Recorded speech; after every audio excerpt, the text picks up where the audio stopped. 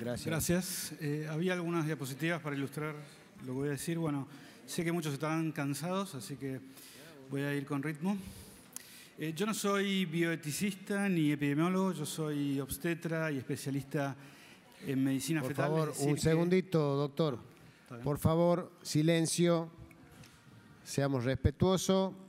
Va a exponer el doctor. Adelante, Sí, doctor. quería ver si me pueden poner las diapositivas.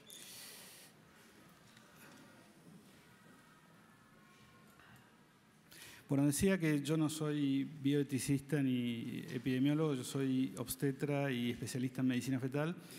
Es decir, que mis pacientes son mujeres que han recibido o que están experimentando la difícil situación de haber recibido un diagnóstico prenatal de una enfermedad, muchas veces grave, ¿sí? Soy también el presidente de la Sociedad Argentina de Diagnóstico y Tratamiento Prenatal, pero acá vengo a hablar como médico fetal más que como presidente de una sociedad. Y se me pidió que les haga un pantallazo con respecto a terapia fetal, tratamiento intrauterino, ¿sí? Y quisiera después hacer dos breves reflexiones con respecto a la implementación práctica de esta ley y con respecto a las prioridades en la agenda de salud reproductiva. A ver si esto anda. No, ahí está. Bueno, en las últimas décadas ustedes saben que hemos experimentado una revolución en cuanto a las imágenes y a la genética prenatal. Esto nos ha permitido llegar cada vez más temprano a diagnósticos cada vez más complejos y saber más sobre lo que ocurre en el desarrollo fetal, a veces muy temprano, ¿sí? Y esto nos ha dado a los médicos algo que parecía ciencia ficción hace muchos años, que nos dio la posibilidad de poder tratar al ser humano antes de que nazca, ¿sí? La mayoría de estos tratamientos se refieren a malformaciones congénitas, ¿sí? Las malformaciones congénitas afectan aproximadamente entre el 3 y el 5% de los recién nacidos y tienen un impacto importante en la salud, en la pediatría, en la salud perinatal, porque representan el 25% de la mortalidad en el primer año de vida y el 35% de la mortalidad en el primer año de vida, ¿sí? En el primer mes de vida y en el primer año de vida. Y si bien muchas de estas enfermedades son tratables después del nacimiento, siempre que estos fetos, estos recién nacidos, nazcan en un centro con la complejidad suficiente, muchas veces, si uno espera hasta el nacimiento, llega tarde, ¿sí? Ya se produjo un daño irreversible que produce la muerte o muchas veces discapacidad. Entonces, ahí es donde aparece la terapia fetal, que es una alternativa a esto y que debe cumplir algunos criterios muy específicos. Tiene que ser, obviamente, tiene que haber un diagnóstico temprano y certero que permita la derivación a los pocos centros que pueden ofrecer estas intervenciones. Tiene que tratarse de una patología grave que tenga una progresión inexorable hacia la muerte fetal o a la muerte perinatal, o que produzca, como dijimos, una discapacidad a largo plazo. Y desde el punto de vista de la intervención, tiene que ser una intervención efectiva que pueda corregir, detener o revertir ese daño. Tiene que ser a la vez segura para la madre.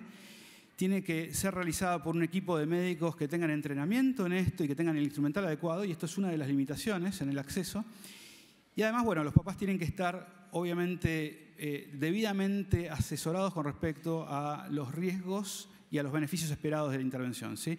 Uno puede dividir estas intervenciones en dos grandes grupos. Están la terapia farmacológica, donde uno básicamente le da un remedio a la embarazada. Este fármaco atraviesa la placenta y beneficia al feto. La forma más frecuente de esto es el tratamiento con corticoides para reducir los efectos del parto prematuro, ¿sí? Pero hay otros tratamientos como, por ejemplo, tratamientos para las arritmias cardíacas. Y lo más interesante son los tratamientos invasivos, donde uno accede al útero directamente con un instrumento, sí, que puede ir desde en los casos más simples, una aguja para transfundirle sangre a un feto anémico, pasando por la colocación de catéteres en algunas obstrucciones orgánicas y últimamente algunas intervenciones más sofisticadas que se pueden hacer mediante fetoscopía, es decir, cirugía endoscópica, donde uno accede al útero con una cámara y puede operar al bebé. O directamente cirugía abierta, es decir, abrir el útero, operar el bebé y cerrar el útero y que continúe el embarazo, ¿sí? Y les voy a mostrar algunos ejemplos muy rápidos de esto. Todas estas intervenciones se realizan en unos pocos centros del país, ¿sí? O sea que no estoy hablando de cosas que se hagan en otros lados, ¿sí? Por ejemplo, en cuanto a los catéteres, uno puede colocar catéteres cuando hay obstrucciones en la vejiga y con eso aumentar la chance de que este bebé pueda sobrevivir. Hay también intervenciones incluso en el corazón del feto, cuando el feto tiene alteraciones en las válvulas cardíacas, y esto también aumenta la probabilidad de que esos ventrículos cardíacos se desarrollen correctamente. Y lo más interesante probablemente sean las terapias endoscópicas, ¿sí? Una de ellas fue aludida por el doctor de Uruguay, que es el tratamiento del síndrome transfundido transfusor, que es una complicación que afecta al 10% de los embarazos gemelares que comparten placenta. En estos embarazos hay un flujo, neto de un feto hacia el otro, por lo cual uno de los bebés recibe demasiada sangre y el otro tiene demasiado poca. Y si uno no hace nada, tempranamente en el embarazo, a 18 o 20 semanas, se produce la muerte de los dos o el parto prematuro. Entonces, con un fetoscopio y una fibra láser uno puede separar la placenta, ¿sí? Interrumpir las conexiones y tratar de que vivan los dos bebés, ¿sí? Otro tratamiento endoscópico tiene que ver con la hernia diafragmática, que es cuando hay un defecto en el diafragma. Esto hace que las vísceras suban al tórax y aprieten los pulmones. Y para el momento del nacimiento estos bebés suelen tener pulmones muy pequeños y no sobrevivir. Uno puede entonces, cuando hace el diagnóstico de esto y predice que este es un caso severo, colocar con un fetoscopio un balón, como un globito, ocluyendo la tráquea, y eso favorece el desarrollo de los pulmones y aumenta la probabilidad de que estos bebés puedan sobrevivir. Y la intervención más compleja tiene que ver con una patología que es relativamente frecuente, que es la espina bífida. Afecta a 1 de cada 2.500 recién nacidos en nuestro país, y es un defecto en el cierre de las últimas vértebras de la espalda. Esto genera dos problemas. Por un lado, hidrocefalia, que para el momento del nacimiento hay que tratar con la colocación de una válvula, que tienen bastantes problemas a largo plazo.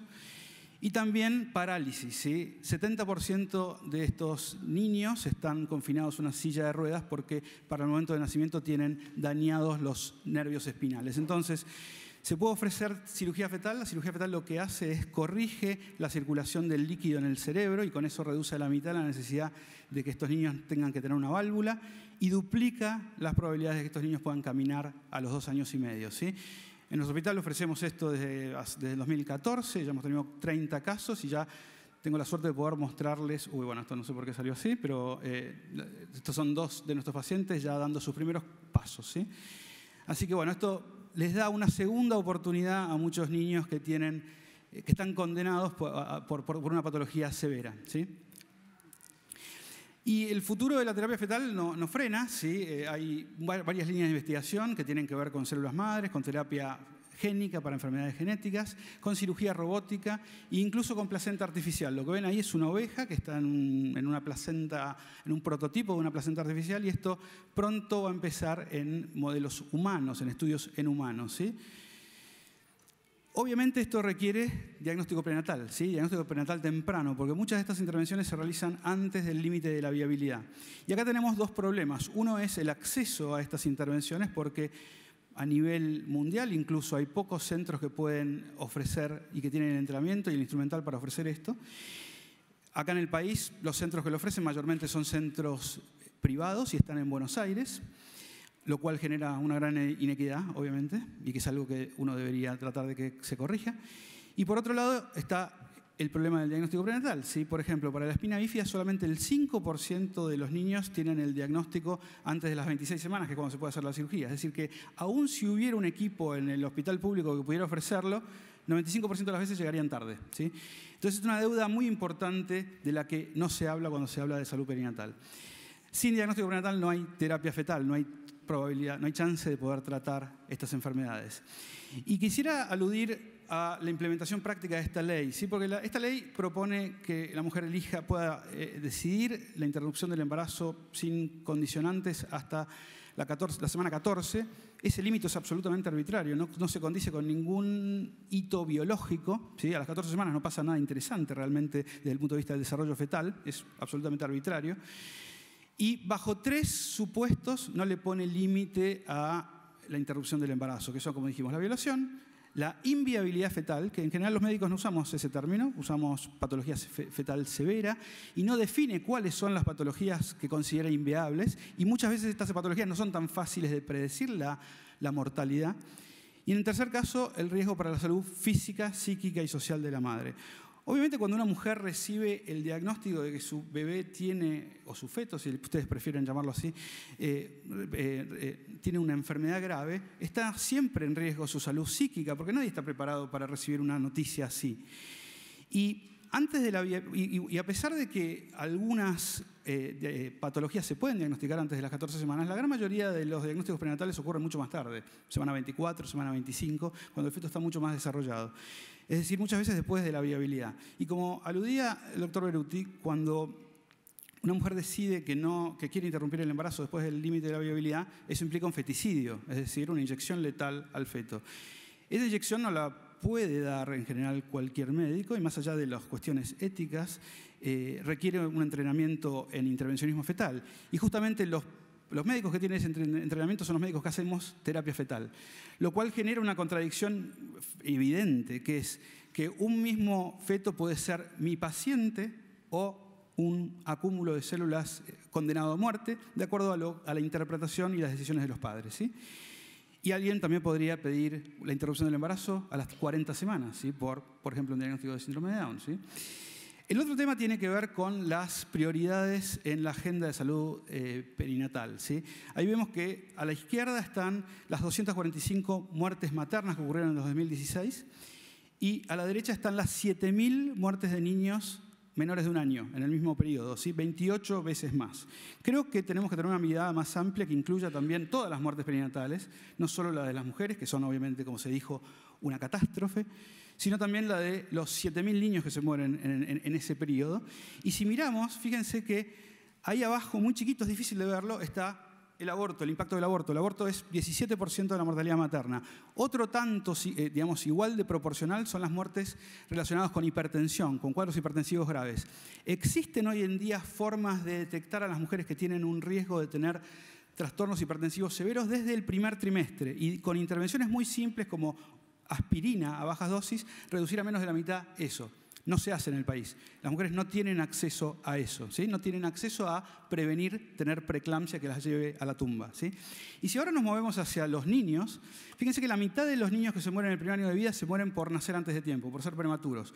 También existen métodos de screening que permiten en el segundo trimestre identificar a un número significativo de mujeres en riesgo de tener un parto prematuro y también con intervenciones muy simples como un comprimido de progesterona, reducir a menos de la mitad eso. Y eso no se ofrece, eso no existe, no hay, o sea, muy pocas pacientes tienen acceso a eso. Y otro tanto con las malformaciones. Hay muy pocas mujeres que tienen acceso a una ecografía morfológica detallada, debidamente hecha, que les permita saber si su hijo va a tener una enfermedad severa y poder ser derivada, por ejemplo, si tuviera una cardiopatía congénita, a los centros donde hay de cirugía cardiovascular. Entonces, es muy importante, obviamente, hacer esfuerzos para reducir la mortalidad materna, pero no hay que dejar de lado el elefante en este cuarto, que es la mortalidad en el primer año de vida, ¿sí? Nuestra sociedad, la Sociedad Argentina de Diagnóstico Prenatal, envió al Ministerio en el año 2015 un proyecto con una guía de práctica clínica donde se especificaba cuántas ecografías recomendábamos que se hicieran en el embarazo, quiénes eran los profesionales idóneos para hacerlas y cuáles eran los contenidos de esa ecografía. Lamentablemente no prosperó, fue cajoneada. O sea, hoy en día vivimos en un país donde ni siquiera está claro, hay consenso o recomendaciones con respecto a cuántas ecografías tiene que tener la embarazada, ¿sí? Y eso es grave. Lo cual me lleva a mis conclusiones. Bueno, la terapia fetal es una realidad que le da una segunda oportunidad a un subgrupo de niños o de fetos que tienen patologías severas, ¿sí? Lamentablemente está limitada a un número insuficiente de centros y, digamos, esto debería ampliarse. Muchos de estos tratamientos se hacen antes del límite de la viabilidad. Es indispensable que el Estado haga una fuerte inversión en capacitación instrumental en diagnóstico prenatal, porque de esa forma va a poder hacer prevención primaria, es decir, evitar patologías que matan mujeres y niños. Y por último, creo que el aborto eugenésico lo único que busca hacer es suprimir al discapacitado, ¿sí? Que creo que también tiene derechos. Gracias. Muchas gracias, doctor. Senadora Nancy González. Buenas tardes. Muchas gracias por su exposición. Si no escuché mal, usted dijo que una mujer podría venir a pedir el aborto a las 14 semanas cuando diagnosticaba que su hijo iba a ser Down, ¿no? A ver, el diagnóstico prenatal de trisomía 21 o síndrome de Down se puede hacer desde las 10 semanas del embarazo. O sea, que una mujer lo podría tener antes de las 14 semanas o después, lo cual en realidad no sería relevante de acuerdo a esta ley porque, digamos, si la paciente considerara que eso pone en riesgo su salud psicológica, podría esperar hasta las 40 semanas para ejercer ese derecho. Sí, yo no entiendo mal la ley. Sí, el dictamen que estamos tratando no prevé estos casos, prevé si hay riesgo de vida extrauterina. El síndrome de Down no hay riesgo de vida intrauterina. Me parece que está mal inviabilidad fetal. Me parece que está mal interpretando el proyecto o no está por qué. Porque en esta ley no contempla. Por favor, no permitiría concrete la pregunta, senadora. No, le quiero decir que esta ley no contempla el síndrome de Down como una de las causales de aborto. Esto es lo que le quiero decir. Bajo el supuesto de inviabilidad fetal, porque los niños con síndrome de Down no son inviables, sino bajo el supuesto de riesgo a la salud psicológica o social de la madre. Bueno, esa es la aclaración. Usted dijo que a las 40 semanas una mujer con un hijo que tenga síndrome de Down podía venir a pedir el aborto. ¿Y es verdad? No, no es verdad. ¿Por qué? ¿Por qué no? ¿Y si esa mujer a los 40 semanas dice que tener un bebé con síndrome de Down la pone en riesgo psicológico? No. Inviabilidad. No es riesgo psicológico a las 14 semanas. No dice el proyecto de ver riesgo psicológico. Tiempos, sí. No, usted no está entendiendo, doctor, está informando mal. Gracias. Está bien. Puede contestar, doctor, si a ver, la ley, así como está planteada, dice que la mujer puede decidir, detener el embarazo antes de las 14 semanas sin dar ninguna explicación. Y después de las 14 semanas, bajo 3 supuestos. Inviabilidad fetal, ahí no entra el síndrome de Down, violación o riesgo a su salud física, psíquica y social. ¿Usted considera que el diagnóstico de cualquier enfermedad fetal no puede poner, o la paciente no puede aducir que eso produce un riesgo psicológico para ella? Eso es su opinión, pero yo lo veo todos los días, a diferencia de usted que está en... ¿Cómo? Listo. Senadora Verasay. Son cosas que me parece que no las habían pensado. Muchas gracias. ¿Usted recibe todos los días consulta de mujeres que quieren interrumpir su embarazo por alguna enfermedad? Acaba de decirlo. Acaba de decirlo. Todos los días recibo casos de este tipo que aducen problemas físicos, psíquicos o sociales como solicitud. No, me parece que usted no me está tergiversando. Usted no entendió lo que yo dije. Se lo voy a repetir porque, bueno, yo creo que sé lo que dije. Está grabado, además. Claro. Está grabado, así que si quieren le pasamos el tape, Gonzalito. Bueno, a ver, yo lo que dije es que yo soy médico fetal, ¿sí? Especialista en medicina fetal. Es decir, todas las pacientes que yo veo en general tienen un feto con una patología. Eso es lo que dije. Después no hablé de si querían o no interrumpir el embarazo. Me pareció interpretar que usted había usado el inciso C del proyecto. No, yo no sé nada de inciso, yo sé de pacientes. Pero déjeme terminar, por favor. Yo le estoy preguntando con respeto, no me interrumpa. Usted se argumenta diciendo que una persona, una mujer, puede solicitar la interrupción voluntaria del embarazo a cualquier altura, en cualquier plazo de gestación, bajo el argumento de que un estudio que indique que el feto no es normal, no sé qué palabra, qué término corresponde, amparada en que ese resultado de estudio prenatal le puede generar traumas psicológicos a la mujer y con ese argumento solicitar la interrupción amparada en la sanción de diputados. Como usted dijo que recibía todos los días esta consulta, me obliga a preguntarle si esto es así, si usted cree que una mujer todo el tiempo va a querer interrumpir su embarazo por tener una discapacidad, estar enfermo o ser inviable el embarazo argumentando en un problema psíquico. Decir que quiero, porque es importante para nosotros que estamos discutiendo como causal. Si usted está afirmando algo que está pasando, y de la mano de esa pregunta se me viene otra, y es, ¿está bien con la mujer que acepta la maternidad? Toda la presentación que nos hizo, gracias a la ciencia, que hoy ese feto puede continuar O sea, es viable extrauterinamente durante el tratamiento de los 9 meses. Todas las técnicas que nos mostró para socorrer al feto. Pero nosotros estamos discutiendo otro tema hoy acá. Y es la mujer. ¿Usted ha atendido mujeres que han abortado? Mujeres que han, de manera clandestina, porque hasta hoy no hay justificación para esta práctica que no sea punible, salvo las 3 que contempla el Código Penal, de usted ha trabajado con mujeres en situación de vulnerabilidad, en donde decidieron interrumpir el embarazo. Si es así, ¿cómo las ha ayudado? Y si es no, ¿qué nos sugiere para ayudarla? Porque esto está bien y es fantástico, pero estamos hablando de una mujer que decidió avanzar con la maternidad, que no es el punto de discusión hoy del proyecto. Gracias. De nada. A mí se me convocó para hablar de terapia fetal y eso es lo que hice. En mi experiencia personal, la gran mayoría de las pacientes a las que yo sigo y que tienen un diagnóstico prenatal continúan con su embarazo, ¿sí? Y es de gran valentía hacerlo. Con respecto a si yo tuve la experiencia de haber tenido o experimentado pacientes que han decidido finalizar el embarazo, sí, yo trabajé en Inglaterra 3 años, trabajé en España, también en el Hospital Virgen de las Nieves, que son en 2 lugares públicos de Europa. Trabajé también en el Hospital Fernández, acá en el sector público, y trabajo en el Hospital Austral. Y sí, yo he sido testigo de pacientes que, por ejemplo, han decidido finalizar el embarazo por un labio leporino en Inglaterra, ¿sí? Por un defecto en el labio. Es verdad, sí.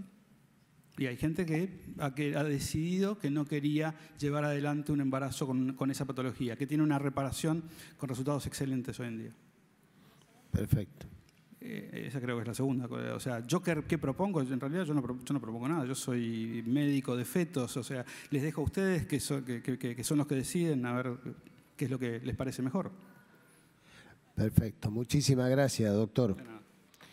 Convocamos a Patricio Sangüesa.